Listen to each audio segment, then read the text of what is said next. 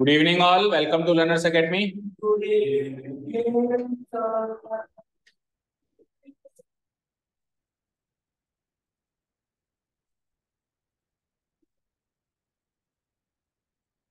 चलो अब बात नहीं। हाँ जी, अभी इधर देखो। तो नेक्स्ट टॉपिक हमारे ग्रामर सेशन में है, जो आपके उसमें भी नेक्स्ट टॉपिक है और हमारे इसमें भी नेक्स्ट टॉपिक। टेंस के बाद the very next thing which we study is subject verb agreement. ठीक है, सब्जेक्ट वर्ब एग्रीमेंट। ठीक है, तो सबसे पहले तो टॉपिक के नाम को एक्सप्लोर करते हैं। टॉपिक क्या कहना चाह रहा है, ये टॉपिक के अंदर घुसेंगे। वैसे इजी टॉपिक है ये, ओवरऑल ये काफी इजी टॉपिक है। कुछ कुछ बातों का ध्यान रखेंगे तो उसके क्वेश्चंस बड़े आसानी से सॉल्व किए जा सकते हैं। कुछ एक थोड़े से ट्रिकी क्वेश्चंस हैं, मतलब 10%। बाकी 90% में तो यूं कहूंगा कि आपके लेवल पे तो शायद वो ट्रिकी भी आएंगे ही नहीं, पर हम आपको सारा पढ़ाएंगे। ट्रिकी पोर्शन भी पढ़ाएंगे एंड बेसिक पोर्शन भी पढ़ाएंगे। ठीक है, सो टॉपिक के नाम को एक्सप्लोर करें ढंग से। एग्रीमेंट का मतलब क्या होता है? सहमति। एग्रीमेंट का मतलब क्या होता है? जैसे मैंने कुछ बात कही, आप उस पे एग्री हुए, सहमति दर्शाई आपने, या आपने कुछ बात कही, मैंने उस पर एग्री किया, तो हम दोनों के बीच में क्या होगा? एग्रीमेंट हो गया। क्या हो गया? लीगल एग्रीमेंट भी होता है। आप कोई प्रॉपर्टी खरीदते हो तो एग्रीमेंट टाइप होता है, या प्रॉपर्टी ना खरीदो, किसी भी कोई लीगल विवाद होता है तो भी हम एग्रीमेंट साइन करवाते हैं। एग्रीमेंट के मतलब सहमति पत्र, दोनों के बीच, दोनों पार्टीज के बीच में क्या समझौता हुआ, क्या डिसीजन हुआ, उसको भाई सपोज करो दो पार्टीज के बीच में कोई डिसीजन हुआ। अभी तो वो कह रही है कि हाँ ठीक है, मैं मेरे को मंजूर है, मैं बाद में मुकर जाए, तो इसलिए उसको लिखित में ले लेते हैं। क्या करते हैं? लिखित में। उस लिखित चीज को हम क्या कहते हैं? एग्रीमेंट। क्या कहते हैं? ठीक है, यहां तक क्लियर है? ओके। अब सब्जेक्ट और अच्छा, एग्रीमेंट को कॉनकॉर्ड भी बोलते हैं। ठीक है, तो किसी किसी बुक के अंदर ये आपको नाम, ये टॉपिक का नाम सब्जेक्ट वर्ब कॉनकॉर्ड भी दिखाई देगा। Subject verb concord. कॉनकॉर्ड का वैसे मीनिंग होता है मिलाप। कॉनकॉर्ड का मीनिंग क्या होता है? मिलाप। तो सब्जेक्ट वर्ब से कैसे मिलेगी, या सब्जेक्ट वर्ब से कैसे अग्री होगी, करीब करीब सेम मीनिंग है। ठीक है, चलो। अब सेंटेंस का स्ट्रक्चर हमने सीखा था बेटा स्टार्टिंग में, जब बहुत पहले ग्रामर सेशन शुरू किया था, द वेरी फर्स्ट क्लास आपको सिखाया गया था। किसी भी सेंटेंस का बेसिक स्ट्रक्चर होता है subject plus verb plus object. Yes और नो?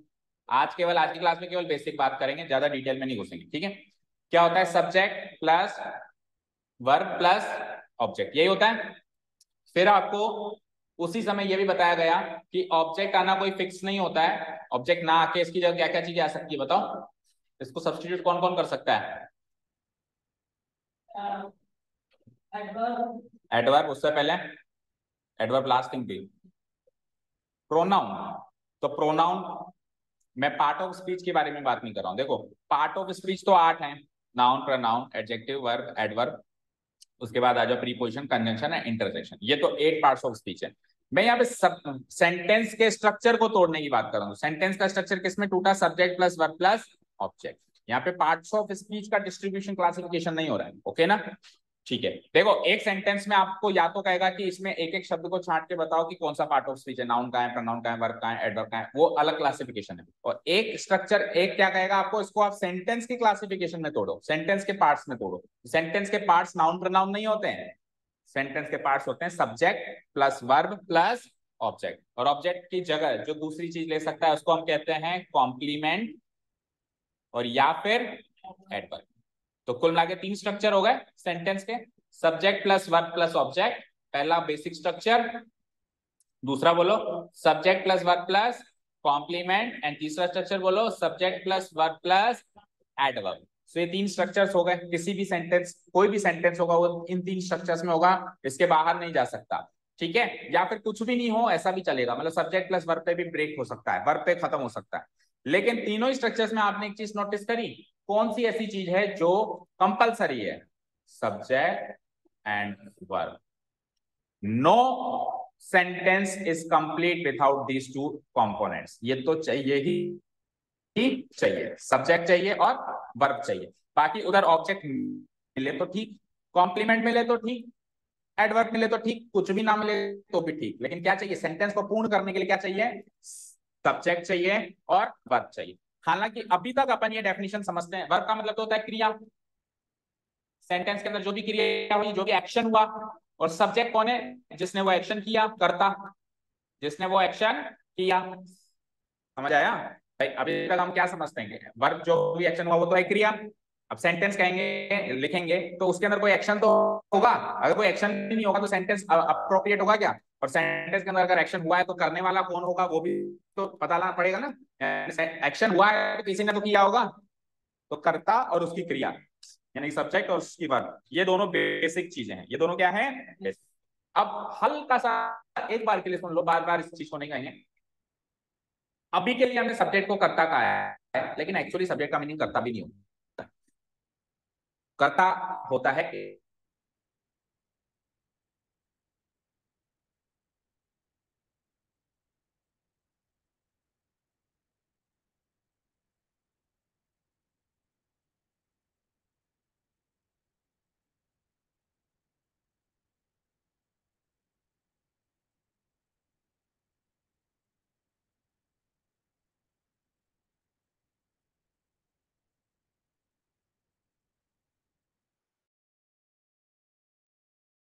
कंटिन्यू। ठीक है, तो यहां तक तो कोई दिक्कत नहीं है ना। हाल फिलहाल के लिए सब्जेक्ट की डेफिनेशन क्या है हमारे लिए? काम करने वाला, एक्शन करने वाला। वैसे सब्जेक्ट क्या होता है अभी नेक्स्ट चैप्टर में और ज्यादा क्लियर हो जाएगा। ठीक है, और जो एक्शन करेगा वो उसके एक्शन को डिसाइड भी करेगा, यानी कि एक्शन और एक्शन को करने वाला सब्जेक्ट और वर्ब के बीच का एग्रीमेंट होता है। क्या होता है? अब क्या एग्रीमेंट होता है इनके बीच में? इनके बीच में ये एग्रीमेंट होता है, देखना ध्यान से, बड़ी शॉर्ट एंड स्वीट भाषा में आपको समझा रहा हूं। इनके बीच में एग्रीमेंट होता है कि जो वर्ब है ना वो हर हाल में सब्जेक्ट के अकॉर्डिंग चलेगी। किसके अकॉर्डिंग चलेगी? जो वर्ब है वो हर हाल में किसके अकॉर्डिंग चलेगी मोहित मौलिक? सब्जेक्ट के अकॉर्डिंग चलेगी। कैसे चलेगी? अब सब्जेक्ट के अकॉर्डिंग चलने का अर्थ क्या है, तात्पर्य क्या है? तो सिंपल सा तात्पर्य है, अगर सब्जेक्ट सिंगुलर तो वर्ब भी सिंगुलर, अगर सब्जेक्ट प्लूरल तो वर्ब भी। बस पूरा चैप्टर इस सिंपल सी थ्योरी के पीछे के चारों तरफ घूमे, पूरा का पूरा चैप्टर। ये सिंपल सी छोटी सी थ्योरी। अगर सब्जेक्ट सिंगुलर तो वर्ब भी सिंगुलर। फॉर एग्जाम्पल मैंने लिखा अ बॉय, तो आप लगा देना इज। मैं लिख दूं टू बॉयज, प्लूरल हो गया सब्जेक्ट, तो आप लगा देना आर। बोलो इतना सा काम है, बट उतना आसान भी नहीं है, अभी धीरे धीरे कॉम्प्लेक्सिटी बढ़ेगी। लेकिन मुद्दा तो यही है पूरे चैप्टर का कि सब्जेक्ट और वर्ब को डिसाइड करो, सब्जेक्ट के अकॉर्डिंग वर्ब को डिसाइड करो, वर्ब के अकॉर्डिंग सब्जेक्ट को डिसाइड करो। और एक्चुअली इस चैप्टर में तो अपन इसको डिटेल में देख रहे हैं, लेकिन ये काम तो अपन हमेशा ही करते हैं। और चैप्टर्स में भी अपन ने छोटा मोटे जगह जगह पे इस चीज पे ध्यान दिया कि यार सब्जेक्ट इसके हिसाब से सिंगुलर लगा, सब्जेक्ट इसके हिसाब से प्लूरल लगा, कर ही रहते हैं अपन, कर रहे थे ना। अभी इस चैप्टर में फुल डिटेल में करेंगे उस चीज को। इस चैप्टर में इसके अलावा कुछ नहीं करना, केवल सब्जेक्ट और वर्ब को आपस में उन दोनों में कॉम्पेटिबिलिटी देखनी है। सिंगुलर के साथ सिंगुलर, प्लूरल के साथ उनकी कॉम्पेटिबिलिटी फेल तो नहीं हो रही है, बस ये चेक करना उनका एग्रीमेंट फेल तो नहीं हो रहा। समझ गए? ठीक है। अब कुछ कॉमनली यूज्ड होने वाली वर्ब्स मैं आपको लिखवाता हूं, आपकी शीट में नहीं है तो आप इसमें शीट में लिखेंगे और आपकी उसमें पेस्ट करेंगे। ठीक है, कुछ कॉमनली क्या चाहो तो उसमें लिख लो, कहीं भी लिख लो। ठीक है, तो आपको लिखना है, देखो कुछ कॉमनली यूज्ड, सम कॉमनली यूज्ड वर्ड्स, वर्ब्स, सम कॉमनली यूज्ड वर्ब्स। कुछ कॉमनली यूज्ड वर्ब्स को हम देखेंगे भाई, उसकी सिंगुलर फॉर्म क्या होती है, प्लूरल फॉर्म क्या होती है। देखो मैंने टेंस पे भी इस चीज पे फोकस नहीं करवाया कि सिंगुलर प्लूरल देखो, मैंने कहा ही नहीं। मैंने कहा सब देखी जाएगी बाद में, अभी आप टेंस के यूजेस पे ध्यान दो। अब आ रहा हूं मैं सिंगुलर प्लूरल पे। अब मैं हर एक टेंस का सिंगुलर प्लूरल की बात करूंगा यहाँ पे। ठीक है, तो जब सिंगुलर प्लूरल की बात करें तब केवल उसकी करें, जब टेंस की बात करें तब केवल उसकी करें, तब आता है पढ़ने में मजा आता। ठीक है, ओके। तो सबसे पहले तो सबसे सदाबहार,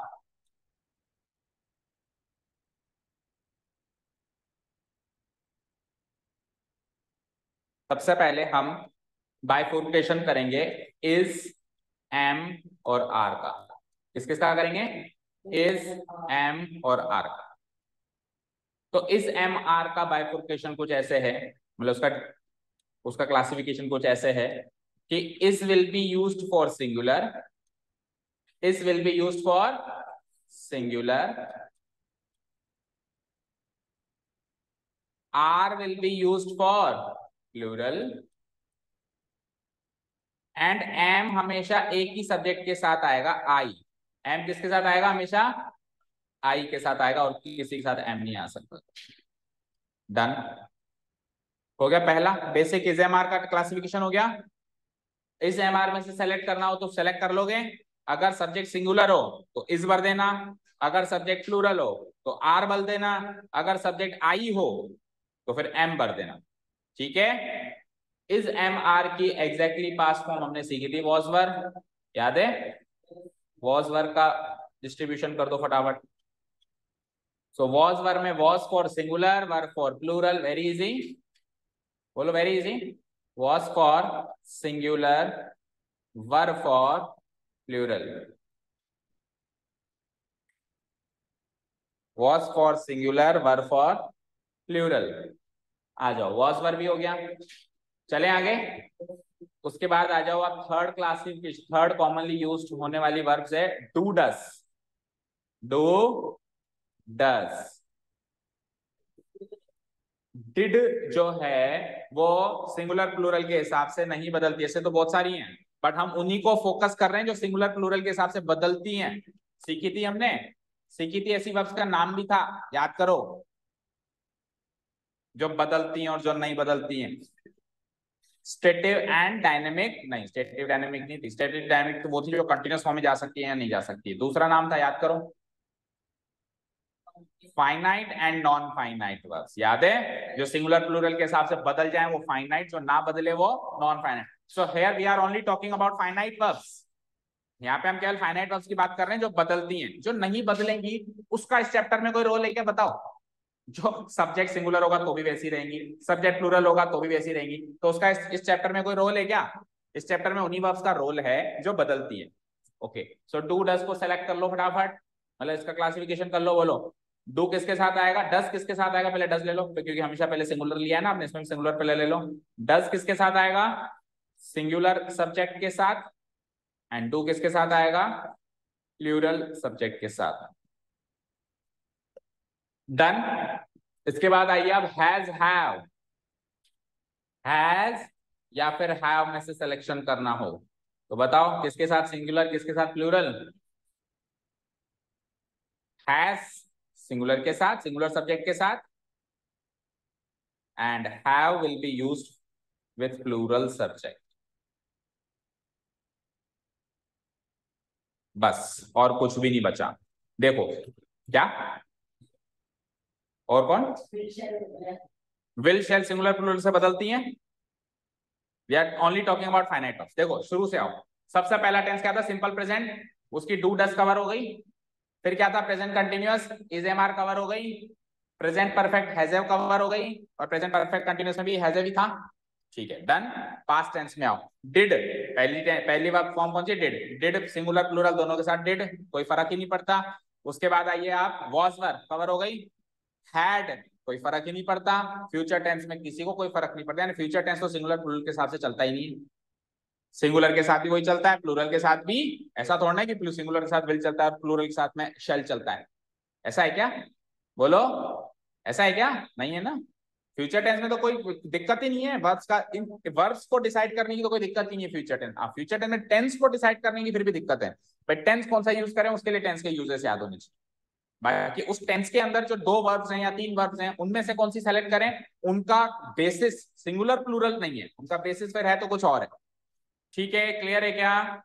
तो एक दो तीन चार, और एक आखिरी चीज, अगर इनमें से कोई वर्ब अपनी ओरिजिनल फॉर्म में आ जाए, इधर स्पेस खत्म हो गई, ऊपर लिख देता हूं, अगर कोई भी वर्ब अपनी क्या आ जाए, वर्ब मतलब वर्ब खुद मेन वर्ब, मतलब एक तरीके से एक्शनेबल वर्ब, कोई भी एक्शन करने वाली वर्ब आ जाए, है ना, वर्ब लिख दो, आपको सिंपली वर्ब आ जाए, तो उसको कैसे चेंज करेंगे हम, मतलब उसको कैसे यूज करेंगे हम, तो उसको ऐसे यूज करेंगे, देखो उस वर्ब के आगे एस या ई एस लगेगा for singular subject, for singular subject, और उस वर्ब के आगे कुछ भी नहीं लगेगा फॉर प्लूरल सब्जेक्ट। बस ये 5 रूल्स याद रख।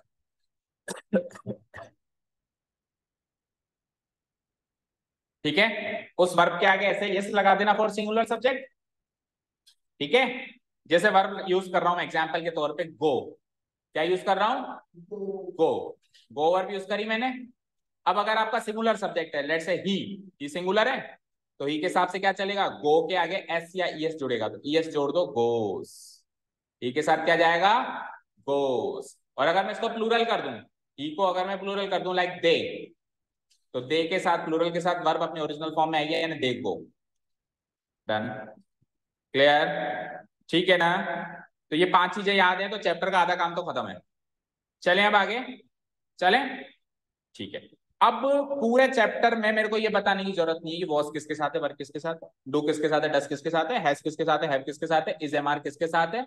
वर्ब अपनी ओरिजिनल फॉर्म में वर्ब ही रहेगा या ऐसे ही यस लेगा, कौन सा फॉर्म सेलेक्ट होगी, ये पूरे चैप्टर में बताने की जरूरत नहीं है। तो अब मैं एडवांस चीजों की बात करूंगा पूरे चैप्टर में, ये छोटी मोटी चीजों की बात नहीं करूं। इवन नोट्स में तो ये चीजें लिखवाई ही नहीं है मैंने, क्योंकि ये तो अंडरस्टूड होता है यहाँ तक आते आते। आजकल तो थर्ड फोर्थ में भी सिखा देते हैं इजेएमआर का यूज, वॉज वर्ब का यूज, फिर भी चलो मैंने रिवाइज करवा दिया, ठीक है। ओके, सुनिए, अब सब्जेक्ट और वर्ब का एग्रीमेंट अब फाइनली शुरू हो रहा है। बंद कर दो, आप बुकलेट बंद कर दो, हाँ बंद कर दो, और केवल स्क्रीन पे ध्यान, इसको आपके उसमें पेस्ट कर लेना है ना, बुकलेट, बुकलेट के अंदर।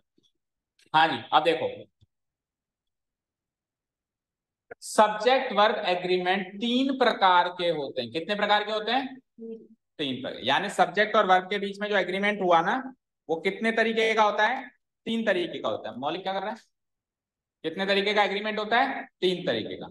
पहला होता है ग्रामेटिकल कॉनकॉर्ड, पहले कॉनकॉर्ड को क्या कहते हैं अपन, ग्रामेटिकल कॉनकॉर्ड। दूसरा होता है नोशनल कॉनकॉर्ड, और तीसरा होता है प्रॉक्सिमिटी कॉनकॉर्ड। एक एक करके तीनों को उठाते हैं, उसके सेंटेंस देखते हैं ना, इनको शॉर्ट में देखते हैं अपन, और फिर आते हैं मेन मुद्दे पे। अलग अलग रूल्स हमको इस चैप्टर के सीखने, ठीक है। तो पहले तो इन 3 कॉनकॉर्ड के को मद्देनजर रखते हुए कुछ सेंटेंस लिखते हैं। देखो, ग्रामेटिकल कॉनकॉर्ड का मतलब pure grammar application, pure grammar application. वो क्या थी जो अभी लिखवाई, वो क्या थी अभी जो लिखवाई, वो ग्रामेटिकल कॉनकॉर्ड था। ऐसे मान लो, बेसिक सी चीज, बेसिक सी चीज। इज फॉर प्लू singular, am for I, are for plural, was for singular, were for plural, has for singular. ये है ग्रामेटिकल कॉनकॉर्ड, ये क्या है, ग्रामेटिकल कॉनकॉर्ड। फिर नोशनल क्या कहता है और प्रॉक्सिमिटी क्या कहता है, इसकी बात बाद में करेंगे। अब सबसे पहले ग्रामेटिकल कॉनकॉर्ड के सेंटेंस उठा लेते हैं, शुरू करें। Okay, so the first agreement जो सब्जेक्ट और वर्ब के बीच में होता है, उसको हम कहते हैं ग्रामेटिकल कॉनकॉर्ड। पढ़ो, इस कॉनकॉर्ड में वर्ब सब्जेक्ट के अनुसार फिक्स होती है, that's it, simple and short. Verb किसके अनुसार फिक्स हो जाएगी, सब्जेक्ट के अनुसार बस फिक्स हो जाएगी, कोई इफ्स एंड बट्स नहीं है, बस सब्जेक्ट जैसा है वैसी वर्ब आ जाएगी। सेंटेंस देखो, जैसे कि मैंने लिखा, तो सब्जेक्ट सिंगुलर है तो वर्ब सिंगुलर है, और सब्जेक्ट प्लूरल है तो वर्ब भी प्लूरल है। So let's see the sentence, the boy goes to school daily. So देखो, बॉय सिंगुलर है, तो अभी अभी उन्होंने क्या बताया था, सिंगुलर के साथ ऐसे ही आ जाता है। और द बॉय का जैसे ही मैं द बॉयज कर दूं, तो फिर गोस का क्या हो जाना है, गो। तो सब्जेक्ट जो है सिंगुलर से जैसे ही प्लूरल हुआ, तो वर्ब भी सिंगुलर से प्लूरल हो गई, ठीक है। और एक शॉर्टकट आपको बहुत पहले भी याद कराया, फिर से सुनो, नाउन के आगे एस लगाते हैं तो नाउन प्लूरल होता है, वर्ब के आगे ऐसे एस लगाते हैं तो वो सिंगुलर होती है, उल्टा है। नाउन के आगे एस या ईएस लगाते हैं तो वो क्या होता है, प्लूरल, और वर्ब के आगे ऐसे ईएस लगाते हैं तो वो क्या होती है, उल्टा काम करती है, सिंगुलर होती है। यानी उसको प्लूरल फॉर्म में यूज करना है तो कुछ ना लगाओ, बस गो लिखो, वेरी इजी। बोलो, ग्रामेटिकल कॉनकॉर्ड क्लियर है क्या सबको, ठीक है। सेकंड कॉनकॉर्ड पे आओ। अच्छा, एक बार इसको सेलेक्ट करो, मुझे मतलब इधर मुझे इसका भर के बताओ क्या आएगा, फिर अपन सेकंड कॉनकॉर्ड की बात करें। 10 माइल्स, ये सेकंड कॉनकॉर्ड शुरू हो गया ऐसे मान लो, चलो। 10 माइल्स इज या are not a long distance, मतलब क्या है इसका, 10 माइल ज्यादा लंबी दूरी नहीं। अब कितने माइल्स है वहां पे, 10। तो 10 माइल सिंगुलर है कि प्लूरल, मेरे को तो केवल इतना बताओ, 10 माइल्स, ये जो सब्जेक्ट बनेगा, ये जो नाउन बनेगा, ये सिंगुलर नाउन होगा या सिंगुलर सब्जेक्ट होगा या प्लूरल होगा। जैसे अभी आपने डिसाइड किया इससे पहले बॉय और बॉयज, तो बॉय को तो सिंगुलर माना और बॉयज को प्लूरल माना। 10 माइल्स को सिंगुलर कहेंगे, तो फिर 1 माइल को क्या कहेंगे, सिंगुलर प्लूरल का मतलब क्या होता है, संख्या जब 1 होती है तब तो सिंगुलर, और 1 से कुछ भी ज्यादा हो जाए तो प्लूरल, यही होता है सिंगुलर प्लूरल। हाँ, मैं इस चीज की बात ही नहीं कर रहा हूं, मैं तो केवल कह रहा हूं इसको मुझे बता दो, ये सिंगुलर है या प्लूरल, प्लूरल है ना, ये तो सुनना था, क्या है ये, प्लूरल। तो अभी ग्रामेटिकल कॉनकॉर्ड क्या कहता था कि सब्जेक्ट प्लूरल हो ना, तो वर्ब कैसी लगाना, प्लूरल लगाना।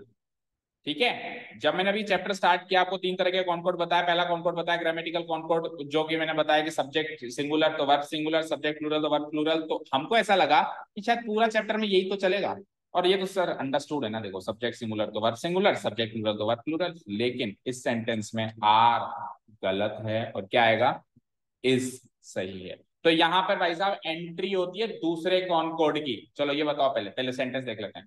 50 रुपीज इज या are not a big amount. अब सब में इस बार हो गया। ठीक है, देखो 50 रुपये प्लूरल है, लेकिन प्लूरल के साथ प्लूरल ना लगा के क्या आएगा, इज आएगा। अभी क्यों आएगा उसको भी देखेंगे अभी। ठीक है, 15 years इज या are not a long period in the history of India. पूरे चैप्टर में इज आर वॉज वाली सेलेक्ट करना है आपको, बहुत इजी सा चैप्टर है। तो 15 years वैसे तो प्लूरल है 15 साल, लेकिन आर ना भर के फिर भी क्या भरूंगा मैं, इज। इसमें भी आर ना भर के क्या भरूंगा, इज।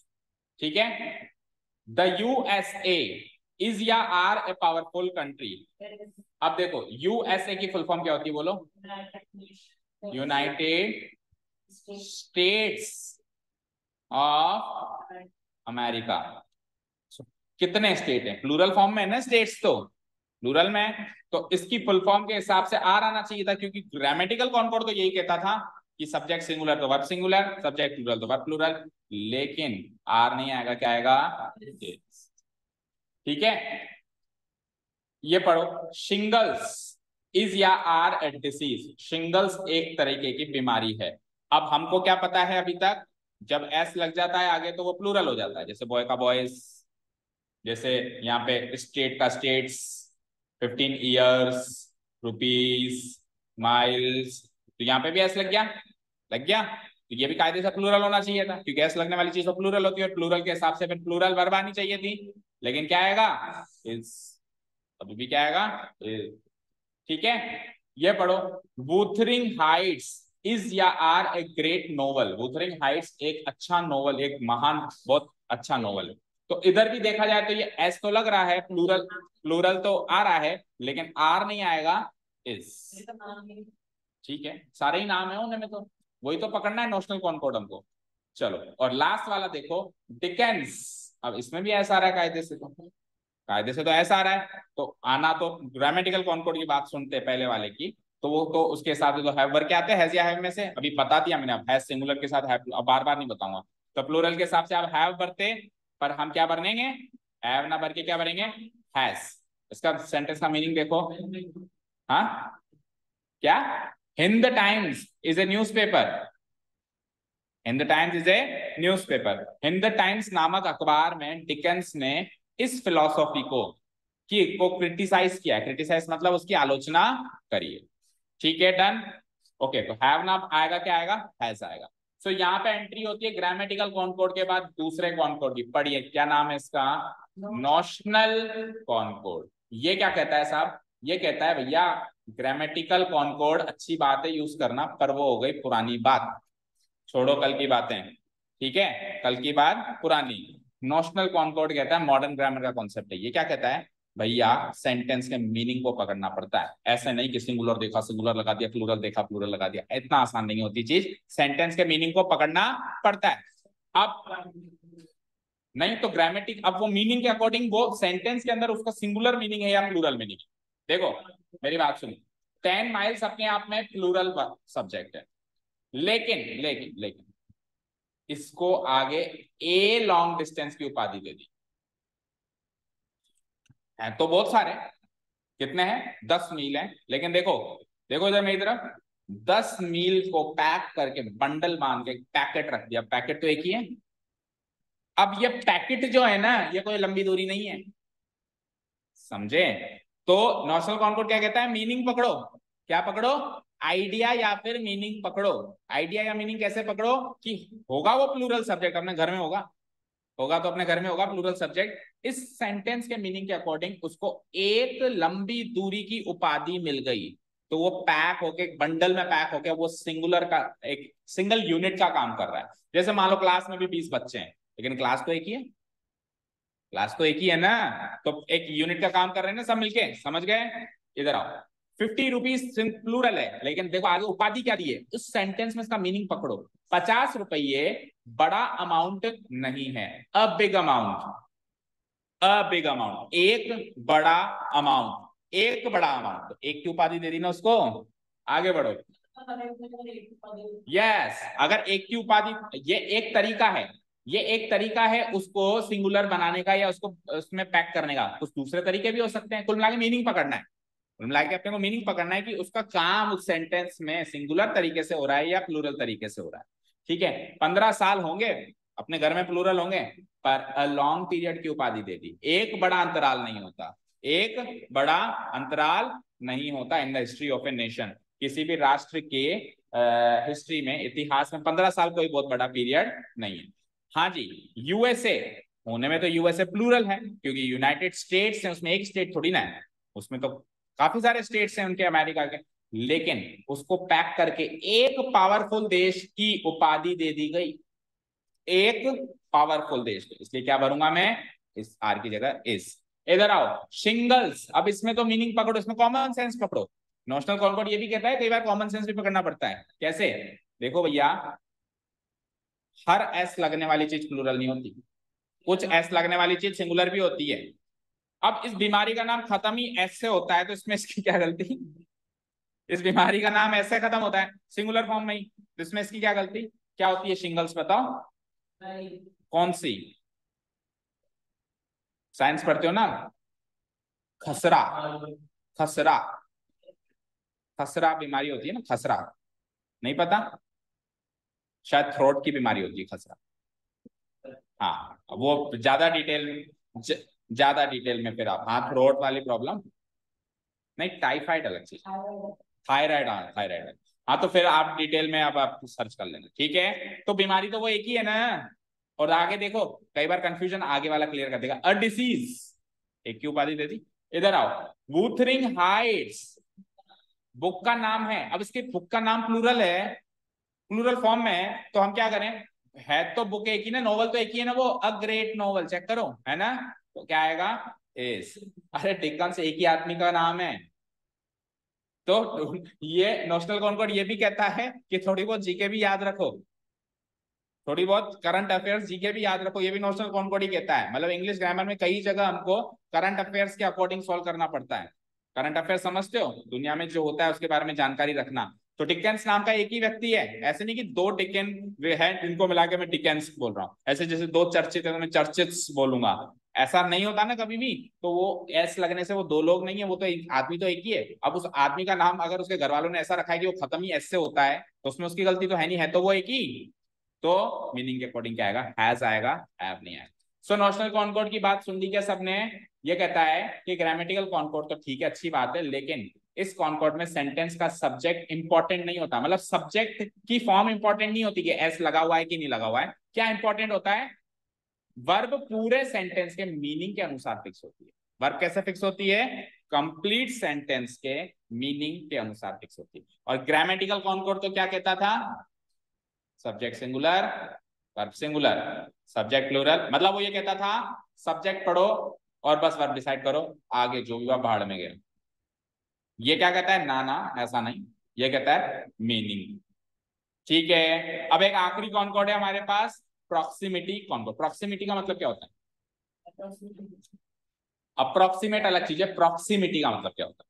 हाँ, अप्रोक्सीमेट भी उस प्रॉक्सिमिटी वर्ड से ही बना हुआ है, जो आप कह रहे हो ना अप्रोक्सीमिटी, वो भी प्रॉक्सिमिटी। सेंटेंस पढ़ो यहां से पता चलेगा, हाँ पढ़ो। अच्छा, प्रॉक्सिमिटी का मतलब मल्टीप्लाई करना, 5 5 is 25, 5 5 are 25। अब फंसे ना, अब आपको पता चलेगा कि सब्जेक्ट वर्ब एग्रीमेंट किस लेवल पे आके परेशान करता है। 5 5 is 25। जब चैप्टर स्टार्ट होता है बच्चे कहते हैं और इसमें मार भरना है, छोड़ देंगे सर। फिर धीरे धीरे जब आगे बढ़ते हैं ना, अच्छा इस और आर में भरना भी इतना मुश्किल था क्या। तो 5 5 is 25 या आर 25। अच्छा एक सेंटेंस और देता हूँ, थोड़ा कंफ्यूजन बढ़ाते हैं आपका। अब बताना जरा, दोनों में बताना था। अब इस, और ऊपर, ऊपर आर, नीचे इस, दोनों में इस। 5 5 इज 25, 5 × 5। तो बेटा प्रॉक्सिमिटी कहती है नियरनेस। प्रॉक्सिमिटी का मतलब क्या होता है? नियरनेस, निकटता। निकटता, समझ गए? प्रॉक्सिमिटी का मतलब होता है नियरनेस, समीपता या निकटता। उसी से बना हुआ है अप्रोक्सीमेट वर्ड। अप्रोक्सीमेट वैल्यू निकालते हैं अपन, मतलब निकट वैल्यू, उसके नजदीकी वैल्यू, उसके पास की वैल्यू, समझ गए? सो प्रॉक्सिमिटी मतलब नियरनेस। नहीं, 18 और 19 अब डिपेंड करता है कि उसके, उस मान लो 18 और 19 है, लेकिन उसके पीछे फिगर 10 करोड़ है, तो 10 करोड़ में 18 और 19 का फर्क नहीं पड़ता, तो 18 और 19 अप्रोक्सीमेट चलेगा। वो तो नहीं है, बिल्कुल नहीं है, वो अप्रोक्सीमेट क्यों है? 18 और 19, केवल 18 और 19 है तो वो अप्रोक्सीमेट नहीं है। हाँ, फिर डेसिमल में अप्रोक्सीमेट है। उसके पीछे क्या फिगर है उस पर डिपेंड करेगा ना। समझ गए भाई? 10 करोड़ क्या, 18 और 19 रुपए की कोई वैल्यू नहीं है। वैसे तो 18 और 19 रुपए की में 1 रुपए का फर्क है, पूरा वैल्यू तो डिफरेंस तो है ना। ठीक है, चलो मैथ्स को छोड़ो, इधर आओ। हाँ जी, तो प्रॉक्सिमिटी कॉनकॉर्ड क्या कहता है कि वर्ब को, ध्यान से सुनो, उसके नजदीकी सब्जेक्ट से सेट करो। वर्ब को उसके नजदीकी सब्जेक्ट से सेट करो। तो यहाँ है 5, यहाँ पे 5 पंजे हैं, यहाँ पे एक पंजा है बस, एक 5 का सिक्का है, वहां 5 5 के सिक्के हैं, तो वहां तो आ जाएगा आर, और यहाँ क्या आ जाएगा? हिंदी मीनिंग, 5 पंजे 25 होते हैं, ना कि होता है। 5 पंजे 25 होते हैं, इसका मीनिंग 5 बारी 5 25 होता है। अब होते हैं नहीं, अब समझ आया? तो हिंदी मीन ट्रांसलेशन में भी आप कन्वर्ट करके देख सकते हो, नहीं तो नियरनेस देखनी पड़ेगी, निकटता। ठीक है, प्रॉक्सिमिटी कॉनकॉर्ड पढ़ो क्या कहता है। इस कॉनकॉर्ड में वर्ब अपने सबसे पास वाले सब्जेक्ट के अनुसार फिक्स होती है। जब आप कंफ्यूज हो, मान लो 2 3 सब्जेक्ट ऐसे रखे हुए, एक प्लूरल एक सिंगुलर, तो आप क्या करोगे? वर्ब के नजदीकी सब्जेक्ट को चेक करोगे, उसके हिसाब से वर्ब को फिक्स करो। ठीक है, क्लियर है? तो तीनों कॉनकॉर्ड का इंट्रोडक्शन तो हो गया ना। ठीक है, तो चैप्टर इंट्रोडक्शन यहाँ पे खत्म होता है। अब क्या बचा चैप्टर में? मिसलेनियस रूल्स नहीं, अब मेन रूल शुरू हो रहे हैं। अब मेन रूल जब शुरू होंगे तो मैं केवल इतना बोलूंगा, बेटा इस रूल में है ना ग्रामेटिकल कॉनकॉर्ड लगता है, आपको लगाना है। ग्रामेटिकल कॉनकॉर्ड क्या? Subject singular, verb singular, subject plural. फिर मैं कहूंगा बेटा इसमें नॉशनल कॉनकॉर्ड लगाना है। नॉशनल कॉनकॉर्ड का मीनिंग आपको पता चल गया, क्या मीनिंग के अकॉर्डिंग सेट करना है। मैं कहूंगा नहीं नहीं, इसमें तो प्रॉक्सिमिटी लगाना है। आप क्या कहोगे? यस, नजदीकी सब्जेक्ट ढूंढना है। तो ज्यादा नहीं, वैसे करीब 10 12 रूल हैं, आज 2 से 3 रूल पढ़ेंगे, वो हमको याद रखना पड़ेगा। अभी मैं रूल बता रहा हूं, इस रूल में प्रॉक्सिमिटी, इस रूल में नोशनल। अब तीनों कॉनकॉर्ड की नॉलेज हो गई ना। अब कहाँ कौन सा, जैसे मैंने 12 टेंस पढ़ा दिए, अब 12 टेंस पढ़ तो लिए, लेकिन 12 टेंस कहाँ लगेंगे वो तो समझना पड़ेगा ना। यूनिवर्सल ट्रूथ में वो वाला टेंस लगेगा, पास्ट हैबिट बताने के लिए वो लगेगा, वो तो याद करना पड़ेगा ना। सिमिलरली 3 कॉनकॉर्ड तो मैंने बता दिए, तीनों कॉनकॉर्ड का एप्लीकेशन बता दिया, ऐसे अप्लाई होते हैं वो। लेकिन अब कौन से रूल में कौन सा कॉनकॉर्ड एप्लीकेबल है, वो तो हमको प्रैक्टिस के साथ या पढ़ पढ़ के याद रखना पड़ेगा। शुरू करूं? मैं गारंटी कह रहा हूं, इसको जिस हिसाब से हम यहाँ पे पढ़ रहे हैं पूरा पढ़ लो आप, और आपकी बुक का 10th लेवल का 12th लेवल पे भी आप इस सब्जेक्ट वर्ब एग्रीमेंट का कोई भी सेंटेंस उठा के ले आओ, आप गलती कर ही नहीं सकते। 10 या 12 रूल में पूरा चैप्टर इतना क्लैरिफाई हो जाएगा, इससे बाहर कुछ है ही नहीं, इतना इजी चैप्टर है। पर वो 10 12 रूल बिल्कुल अच्छे से पढ़ो तबियत से। ठीक है, शुरू करूं? सो पहला रूल आ रहा है आपके सामने, जल्दी जाके जल्दी आ। With, along with, together with, as well as, besides, ये 5 सब जो 5 कनेक्टर्स का ग्रुप अपने को याद रखना। याद हुआ? with, along with, together with, as well as, besides।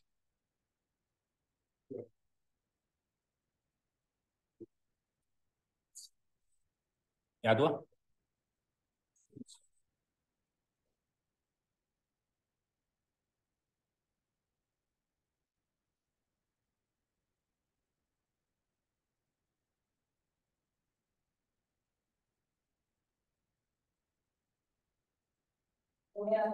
याद हो गया? सेंटेंस दे दूं, पढ़ो।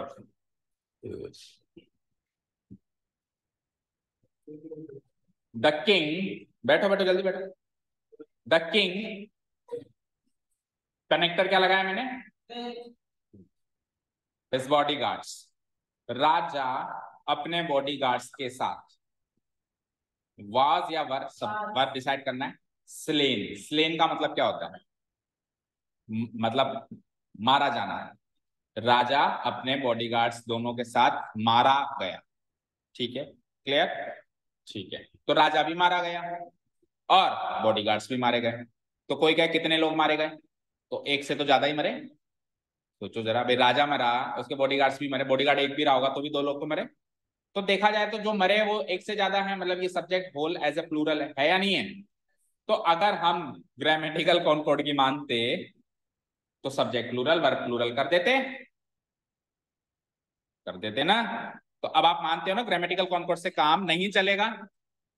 अब यहाँ पे कौन सा कॉनकॉर्ड लगेगा वो आपको सोचना है। एक बार पहले आप डिसाइड, मतलब एक बार आप, पहला मौका आपको देंगे।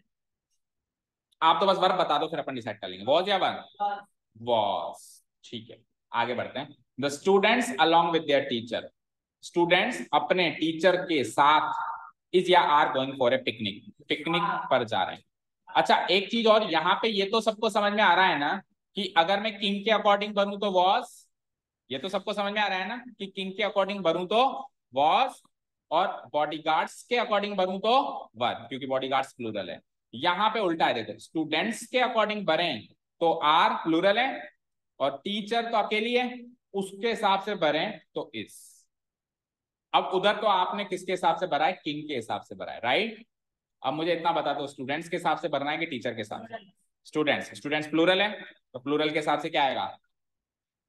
चले नेक्स्ट सेंटेंस में, ठीक है। दो तो आपने डिसाइड किया, तो विद का काम हो गया, अलोंग विद का काम हो गया, सारे ले लो। अब together with low, the captain together with his soldiers is या आर रेडी फॉर मार्च। तो आप रेडी टू मार्च। अब आप बताओ कैप्टन के अकॉर्डिंग भरना है, और टुगेदर विथ से तो कनेक्शन हो ही रहा है टुगेदर विथ से। दूसरा सब्जेक्ट कौन सा है, हिज सोल्जर्स। तो कैप्टन सिंगुलर है, सोल्जर्स प्लूरल है, किसके अकॉर्डिंग भरोगे, नहीं भरोगे किस, कैप्टन के अकॉर्डिंग। तो कैप्टन सिंगुलर है, सिंगुलर के हिसाब से क्या जाएगा, इस। तीन हो गए। अब आइए आप, as well as Ram, Ravi as well as his friends is या are going to the cinema. Ravi साथ में उसके दोस्त, ये सब लोग मिलकर सिनेमा जा रहे हैं, इज या आर,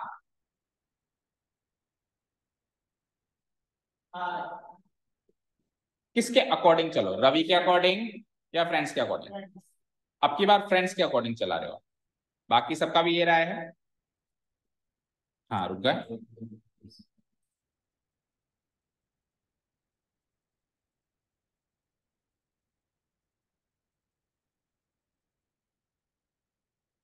आर, हाँ सक्षम आप बोलो, इज या आर, आर, किसके अकॉर्डिंग, फ्रेंड्स के अकॉर्डिंग या रवि के अकॉर्डिंग, ठीक है। तो विथ हो गया, अलॉन्ग विथ हो गया, टुगेदर हो गया, टुगेदर विथ हो गया एज वेल। अब बिसाइड्स भी ले लो लगे हाथ, क्या उससे पहले रूल देखोगे, देखो रूल देखो। यदि ये एक्सप्रेशन सेंटेंस में हो, कौन कौन से, with, along with, together with, अभी बिसाइड्स का भी रह गया क्योंकि वो थोड़ा सा अलग है, बिसाइड्स। तो वर्ब हमेशा पहले वाले सब्जेक्ट के अनुसार चलेगी, तो इसमें गलती कर गए आप, इसमें भी पहले वाले के साथ ही चलेगी। और क्या आएगा, आर नहीं आएगा, ए। सुन लिया सक्षम। फ्रेंड्स के हिसाब से चलोगे तो उल्टी खाओ, रवि के हिसाब से चलो, ठीक है, और रवि के हिसाब से क्या हो जाएगा, इस। तो सब में पहले वाले के हिसाब से, मैं ऐसे नहीं कह रहा हूं कि सब में सिंगुलर है, मैं ऐसे नहीं कह रहा हूं कि सब में प्लूरल, मैं ऐसे कह रहा हूं सब में पहले वाले के हिसाब से। अब वो हिसाब देखना पड़ेगा सिंगुलर है या प्लूरल। तो किंग के हिसाब से वॉज, स्टूडेंट्स के हिसाब से आर, कैप्टन के हिसाब से इज, रवि के हिसाब से इज। एक बिसाइड्स का और ले लो, Ram besides his parents is या are going to the party, तो is या are, is, ठीक है, तो करेक्ट है। besides भी तो उस लिस्ट में है, तो पहले वाले से चलाएंगे हम, बाद वाले से नहीं चलाएंगे। तो राम के हिसाब से is, नहीं ये सही है, लेकिन इसको थोड़ा सा चेंज कर रहा हूं मैं। देखो बाकियों में तो चेंज करने की एक तरीके से गुंजाइश नहीं है, सेम ऐसे ही रहेंगे, king with his bodyguards, students along with their teacher, captain together with his soldiers, Ravi as well as his friends। इसमें तो चेंज करने की गुंजाइश नहीं, बिसाइड्स में चेंज करने की गुंजाइश। बिसाइड्स का मतलब क्या होता है? के अलावा। बिसाइड्स का मतलब क्या होता है? के अलावा। आइए, क्या चेंजेस है पकड़िए। Ram besides his parents, besides his parents Ram. क्या चेंजेस हुआ बताओ? ये वाला पार्ट एक था और ये वाला पार्ट दूसरा था। ये तो इधर आ गया और वो उधर चला गया, पोजीशन चेंज हो गई।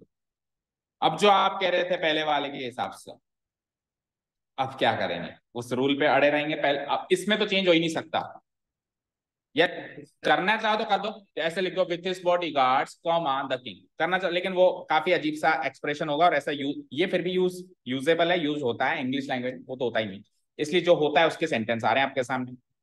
हाँ, तो पहले तो आप डिसाइड करो कि पेरेंट्स के हिसाब से भरना है जो कि पहले यूज हो रहा है, या राम के हिसाब से भरना है जो कि बाद में यूज हो रहा है। अभी भी राम के साथ ही चलोगे आप? राम के हिसाब से चलोगे अभी भी? बोलो जय Shri Ram. Correct answer is.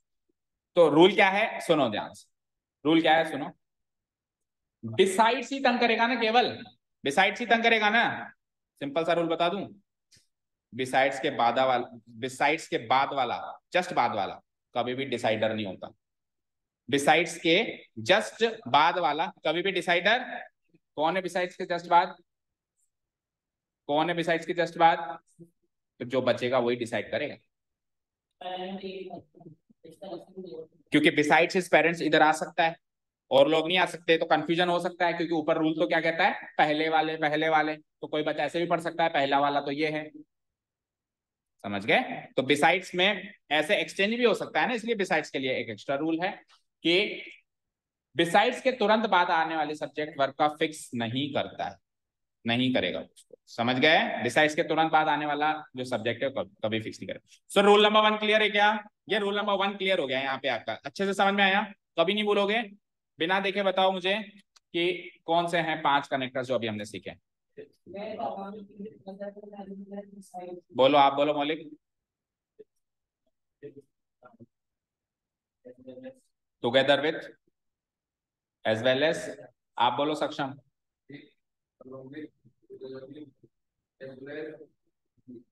Besides. अच्छा, बिसाइड मत बोल देना, बिसाइड्स है। बिसाइड अलग है, बिसाइड्स अलग चीज है, पता है आपको?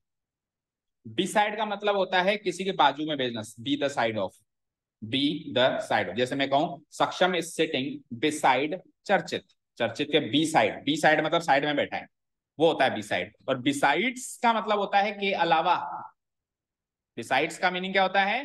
के अलावा। दोनों अलग अलग है, समझ गए क्या? बोलो चर्चित। हाँ, तो सक्षम बता दिया आपने पांचों। इन पांचों का रूल बताओ वाले।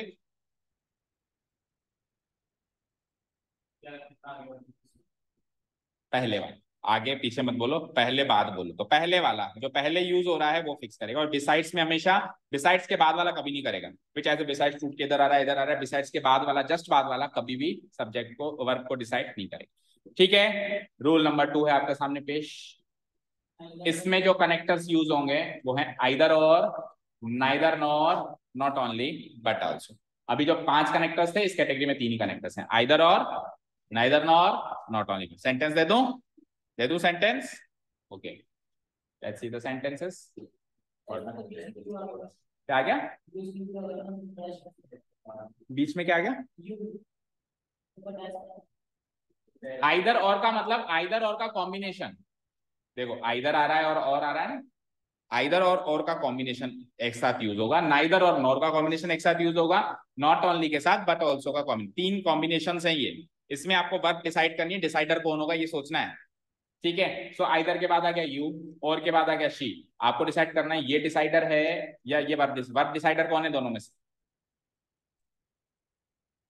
क्योंकि अगर आप यू के हिसाब से डिसाइड करते हो तो आर भरोगे, भरोगे, और शी के हिसाब से डिसाइड करते हो इस भरोगे।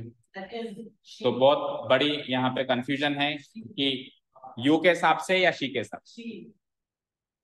शी के हिसाब से, आप यू के हिसाब से।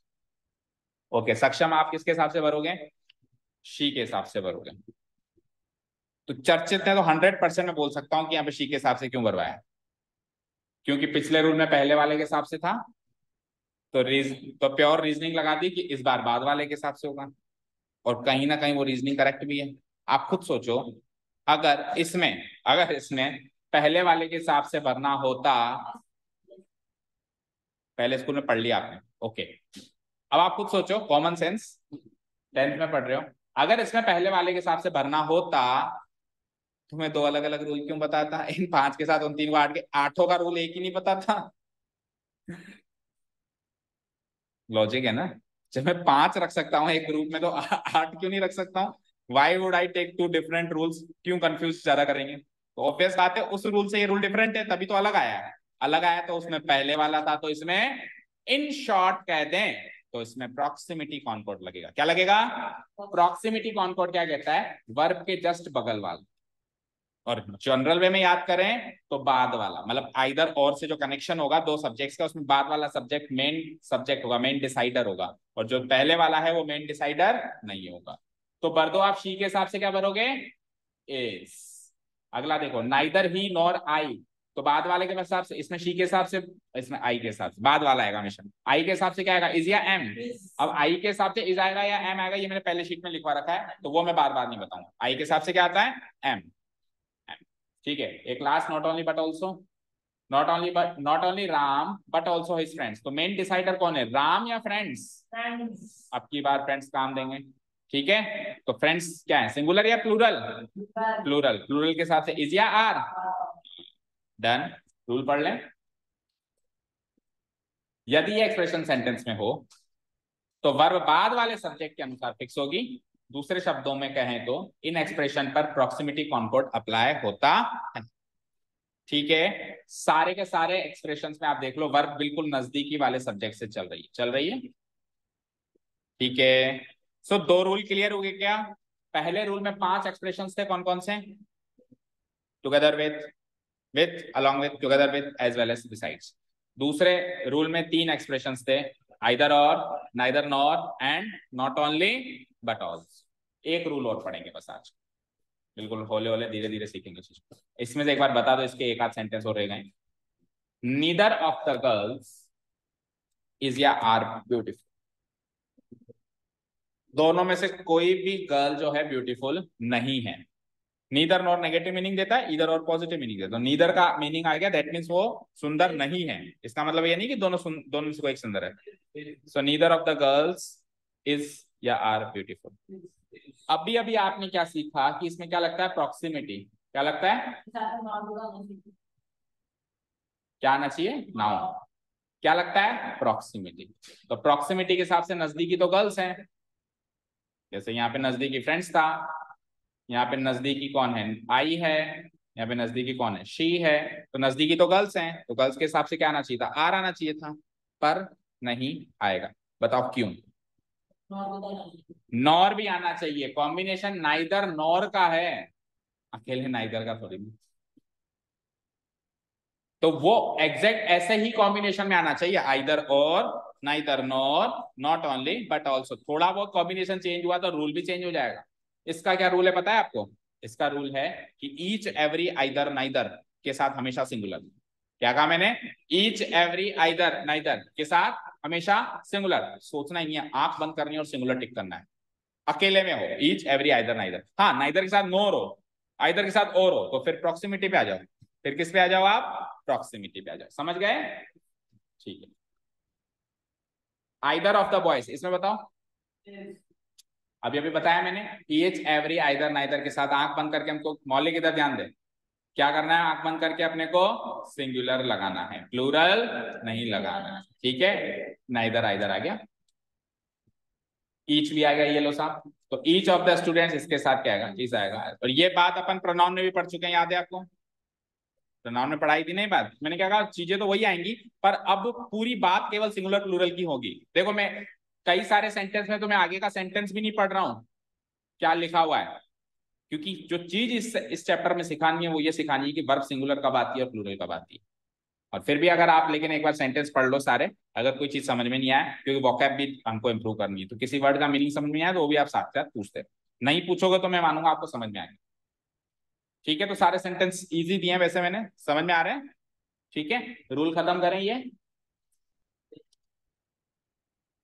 ईच, एवरी, ईदर, नीदर, इन एक्सप्रेशन के साथ सिंगुलर वर्ब का प्रयोग किया जाता है। तो रूल नंबर 3 कवर हो गया। ये 3 मतलब ये वो वाला 3 नहीं है, 3 तो अब मैं बताऊंगा, ये तो इसी का सब पार्ट था एक तरीके से, है ना?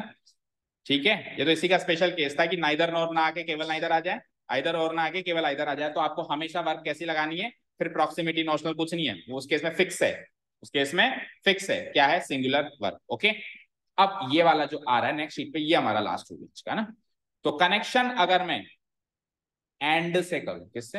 एंड से भी कनेक्शन होता ही है ना, सबसे ज्यादा बात तो कॉमा और एंड, कॉमा साथ में एंड। जैसे 2 लोग हैं तो एंड से कनेक्शन हो जाएगा, 3 लोग हैं तो कॉमा और एंड से होगा, 4 लोग हैं तो कॉमा कॉमा एंड से होगा, 5 लोग हैं तो कॉमा कॉमा कॉमा एंड से होगा। समझ गए?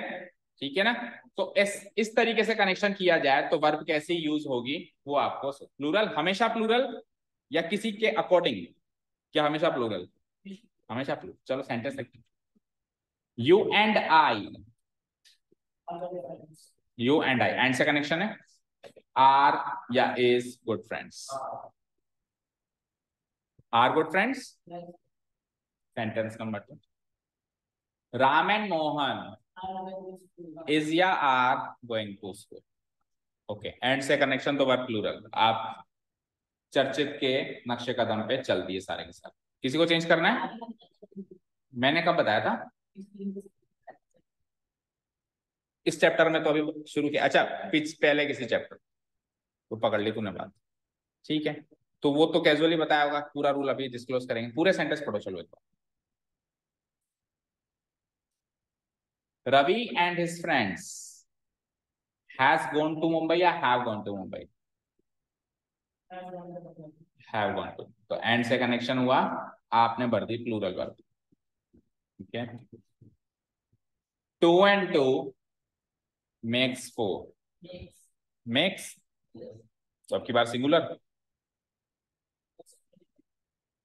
इसमें एक्सेप्शन लगेगा, इसमें प्रॉक्सिमिटी लगा दी, क्यों? इसमें भी तो एंड आ रहा है। प्रॉक्सिमिटी तो आइदर और नाइदर नॉर और नॉट ओनली बट ऑल्सो पे लगती है भैया, यहाँ पे भी तो एंड आ रहा है, तो एंड से कनेक्शन, तो वर्ब कैसी? अभी अभी तो आप कह रहे थे ऑलवेज प्लूरल, अब बोलो ऑलवेज प्लूरल या कुछ चेंजेस हो सकते हैं? चेंजेस हो सकते हैं, चलो देखते हैं, पढ़िए।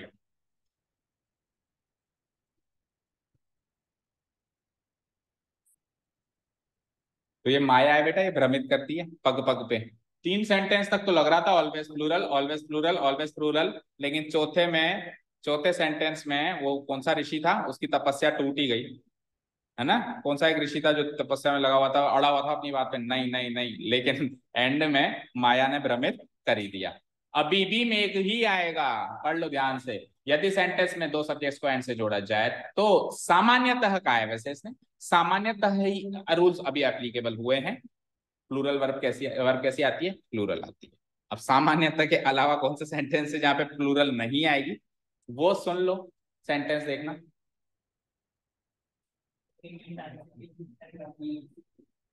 सिंगिंग एंड डांसिंग इज या आर हर हॉबीज, इज या are her hobbies, are her hobbies. दूसरा पढ़ो, अच्छा रूल पढ़ो। यदि सेंटेंस में 2 जेरंड्स को, जेरंड का मतलब क्या होता है, वर्ब की फर्स्ट फॉर्म में को एंड से जोड़ा जाए तो भी वर्ब कैसी आएगी? फिर आप कहोगे कि सर ये अलग से क्यों बताया, उसी में जोड़ देते हैं। तो देखो वहां पे तो 2 नाउन या प्रोनाउन है या नहीं है, यहाँ पे 2 एक्शंस है, इसलिए एक अलग से रूल है।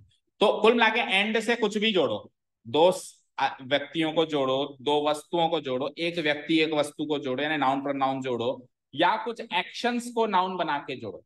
किसी भी एक्शन के वर्ब के आगे आईएनजी लगाकर नाउन बनाया जा सकता है, इसको जेरंड बोलते हैं, सीखा था अपन ने। किसी का भी जिसके आगे नाने नहीं लगता है, जैसे गाना, नाचना, नाने नहीं लगता है, वो जेरंड होता है।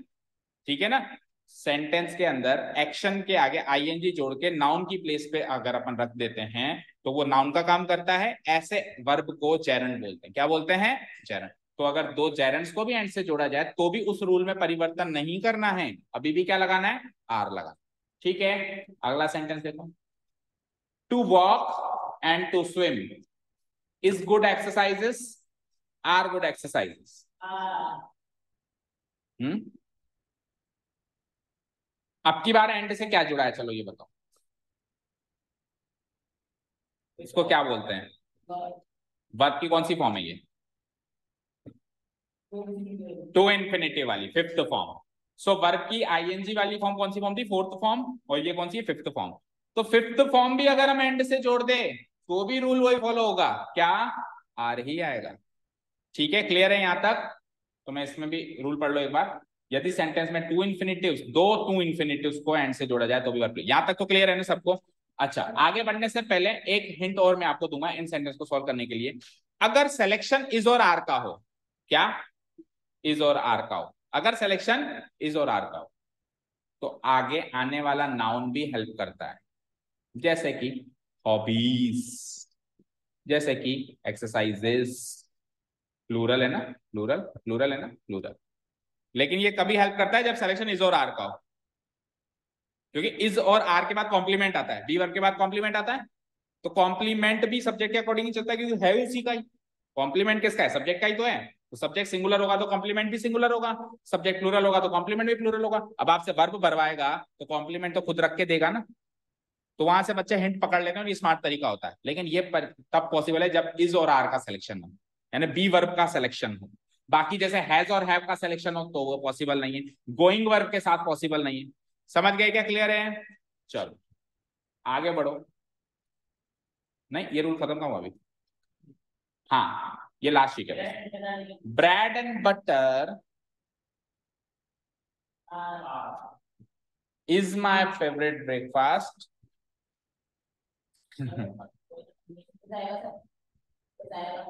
क्यों? एंड के साथ कॉम्बिनेशन है ना, एंड के साथ कंपाइल कर रहे हो ना ब्रेड और बटर को। नहीं, खत्म नहीं हुआ है। खत्म तो आजकल होता ही चलेगा अभी।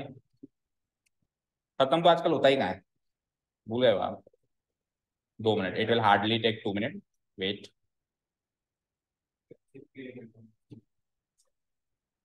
कौन कौन एबसेंट है? बॉयज में तो मयंक ओनली।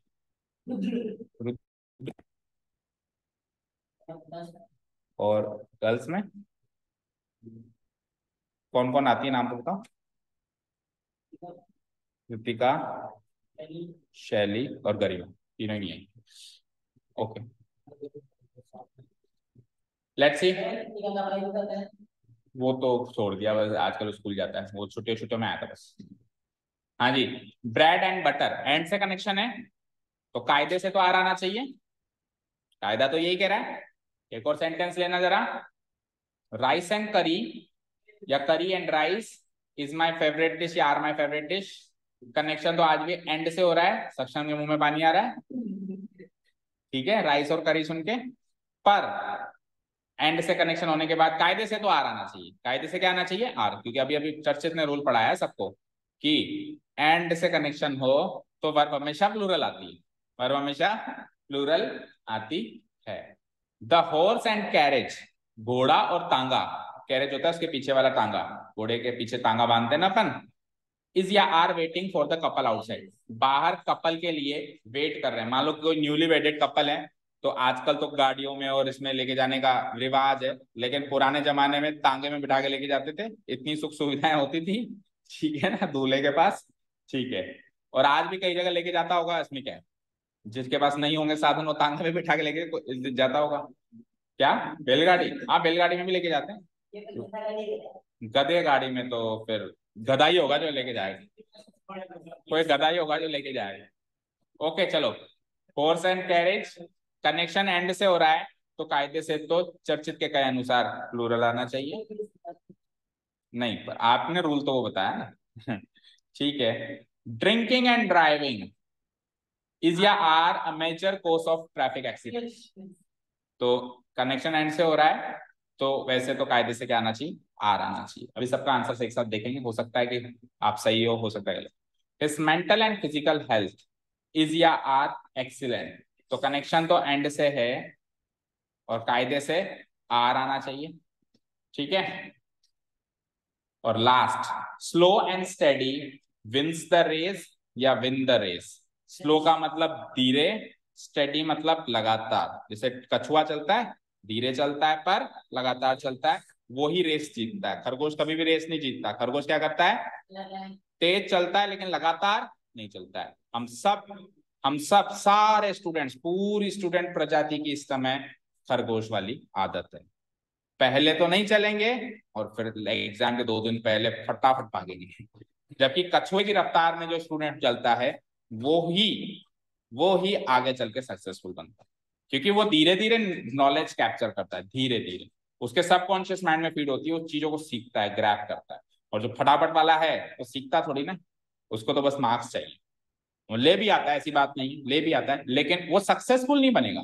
मार्क्स लाना और सक्सेसफुल होना दो अलग अलग बात। ठीक है, सो आओ जरा, कनेक्शन एंड से है तो कायदे से प्लूरल आना चाहिए। अच्छा, इन दोनों में से प्लूरल कौन सा है, पेन। ये मैं बता चुका हूं, वर्ब ओरिजिनल फॉर्म में आएगी तो प्लूरल, ऐसे आएगी इसलिए। ठीक है, अब सुनिए ध्यान से, इन सब में इज आएगा सिवाय एक में। इसमें आर्या आएगा पर इसमें भी बिन्स आएगा। इसमें प्लूरल है, बाकी सब में सिंगुलर। अब सुनो, जब जब दो सब्जेक्ट एंड से कनेक्शन हो तो कहे मुताबिक तो प्लूरल नहीं आना चाहिए था, पर जिन दो, ध्यान से सुनो, जिन दो सब्जेक्ट्स को आप एंड से जोड़ रहे हैं वो दोनों ऐसे सब्जेक्ट्स हैं जो कभी अलग ही नहीं हो सकते। मतलब इसका इसके बिना कोई औचित्य नहीं है, इसका इसके बिना कोई औचित्य, मतलब इसका इसके बिना मीनिंग अधूरा है, इसका इसके बिना मीनिंग अधूरा। हाँ, इसका इसके बिना मीनिंग अधूरा है, इसका इसके बिना, या फिर ऐसे सोचो चलो, एक सेंटेंस में से अगर दो सेंटेंस स्प्लिट हो सकते हैं तब तो वो दोनों इंडिपेंडेंट है, लेकिन नहीं हो सकते हैं तो दोनों डिपेंडेंट है एक दूसरे पे। फॉर एग्जाम्पल, पहला ही सेंटेंस उठाओ, ब्रेड और बटर मेरा फेवरेट ब्रेकफास्ट। तो इधर से अगर मैं दो सेंटेंस बताऊं तो ऐसे बना सकता हूं क्या, bread is my favourite breakfast. किसका ब्रेकफास्ट ब्रेड होता है, और वो भी फेवरेट, केवल ब्रेड। और किसका ब्रेकफास्ट केवल बटर होता है किसी का ब्रेकफास्ट केवल बटर और किसी का ब्रेड होता है। लेकिन ब्रेड और, ठीक है, ब्रेड और बटर का जो कॉम्बो पैक है ये एक फेवरेट डिश या ब्रेकफास्ट बनाता है। सो इस सेंटेंस में ब्रेड एंड बटर इस तरीके से जोड़ लिए गए कि अलग ही नहीं हो सकते। अलग हो गए तो सेंटेंस का मीनिंग खत्म। समझ गए क्या? तो ऐसे केसेस में इनको एक ही यूनिट मान लिया जाता है और सिंगुलर भरा जाता है। समझ आया? अकेले चावल कौन खाएगा और अकेली कड़ी कौन पिएगा? लेकिन राइस एंड करी का जो कॉम्बिनेशन है, तो फ्राइड थोड़ा ना लिखा हुआ है, राइस लिखा हुआ है ना। करी एंड राइस में राइस फ्राइड थोड़ा ना होती है, वो तो प्लेन ही होती है ना। तो राइस एंड करी का कॉम्बिनेशन फेवरेट डिश बना सकता है, केवल राइस का डिश फेवरेट डिश नहीं बना सकता, केवल करी फेवरेट डिश नहीं बना सकती। लेकिन जब दोनों मिलेंगे तब कुछ बात बनेगी। ठीक है, अकेला घोड़ा नहीं वेट करेगा कपल के लिए और अकेला तांगा नहीं वेट करेगा, लेकिन प्रैक्टिकली नॉट पॉसिबल। ये कहानी की, पिक्चरों की बातें, किताबी बातें। आपने कभी किसी दूल्हे को दुल्हन पे घोड़े पे बिठा के, शादी के बाद ऐसे नहीं भाई, कहीं घूमने गए हो वहां पे बात अलग है, लेकिन शादी हो गई, कपल के लिए बाहर घोड़ा खड़ा है कभी देखा है ऐसे? आपने अभी तक नहीं देखा। मेरी आपकी लगभग आपसे दुगनी उम्र हो गई होगी, मैंने भी आज तक नहीं देखा। तो यानी कि ऐसा पॉसिबल नहीं है। सो हॉर्स एंड कैरेज का कॉम्बो, हाँ गैंगस्टर होता तो मैं कहता ना, कपल है ना वहां तो कपल है ना। ठीक है, ओके, ठीक है, आगे चलो। सुनो ध्यान से, कोई केवल ड्राइविंग करे, इधर देखो मौलिक, कोई केवल ड्राइविंग करे, केवल और केवल छोड़ दे उसको, let him do his work and you do your work. छोड़ देना बेटा उसको, क्या बिगाड़ लेगी तेरा, वो इतना बड़ा जीव है तू, बेचारी मासूम सी जान, छोटी सी जान, उसको उसका काम करने दे, वो एंजॉय कर रही है, तू तेरा काम कर। नहीं काटती, ऐसे कीड़े नहीं है ये काटने वाले, ऐसे कीड़े नहीं है। चलो इधर देखो, हाँ, केवल ड्राइविंग करवा, गाड़ी चलाओ, तो क्या ट्रैफिक एक्सीडेंट हो जाएंगे? अच्छा, केवल ड्रिंकिंग करे कोई, केवल शराब पिए, केवल मतलब शराब पिए, इसके अलावा ड्राइविंग ना करे, घर पे बैठ के अपनी शराब पी रहा है मान लो, तो उसकी गाड़ी बाहर थोड़ी ना ठुकेगी ऐसा तो ना, एक पैक मारा, एक एक पैक मारा उसने, या कहीं भी पिए, कहीं भी पिए, अरे सड़क पे वो शराब पी रहा है तो गाड़ी थोड़ा चला रहा है। केवल शराब पीने से ट्रैफिक एक्सीडेंट होना पॉसिबल नहीं है, केवल ड्राइविंग करना भी उसका कारण नहीं है, मतलब मुख्य कारण नहीं है। लेकिन ये दोनों एक्शन जब साथ में किए जाते हैं, ड्रिंक करके जो ड्राइव करता है तो फिर इसको जन्म मिलता है, ट्रैफिक एक्सीडेंट्स को जन्म मिलता है। समझ गए? सो इस सेंटेंस में ड्रिंकिंग एंड ड्राइविंग कॉम्बिनेशन की तरह यूज किए गए हैं। तो इसमें भी क्या आ जाएगा? अब सुनो, उसकी मेंटल यानी मानसिक और फिजिकल यानी शारीरिक स्वास्थ्य अच्छा है। इसको तो अलग अलग कर सकते हो ना। ऐसा कोई जरूरी नहीं है कि एक इंसान की मेंटल हेल्थ सही हो तो फिजिकल भी सही हो, और फिजिकल हेल्थ सही हो तो किसी की मेंटल हेल्थ सही होती है, फिजिकल सही नहीं होती, किसी की फिजिकल सही होती है, किसी की मेंटल नहीं होती है, दोनों की, किसी की दोनों सही हो सकती है। तो यहां से दो सेंटेंस स्प्लिट किए जा सकते हैं। कैसे? दो सेंटेंस स्प्लिट करो, यहां से करो। His mental health is excellent हो सकता है, his physical health is excellent वो भी हो सकता है। कंबाइन किया तो his mental and physical health are excellent. तो आप सिंपल सा लॉजिक है बेटा, इससे सरल कोई तर्क नहीं है। अगर आप इसको अलग अलग कर सकते हो ना, तब तो आर मतलब प्लूरल, और जब नहीं कर सकते तब सिंगल। जैसे अभी इसमें भी मैं अलग नहीं कर सकता, ऐसे नहीं कह सकता देखो drinking is a major cause of traffic accident, गलत, ये कोई सेंटेंस ही बना। या ऐसे नहीं कह सकता driving is a major cause of traffic, major traffic accident का कारण है ड्राइविंग करना। तो ड्राइविंग ही नहीं करेगा तो फिर काम कैसे चलेगा? समझ गए? क्या एक्सीडेंट भी नहीं होगा ना, फिर ट्रैफिक एक्सीडेंट का कारण कैसे हुआ? जब ड्राइव कोई कर ही नहीं रहा, रोड खाली पड़े हैं, तो एक्सीडेंट किसका होगा?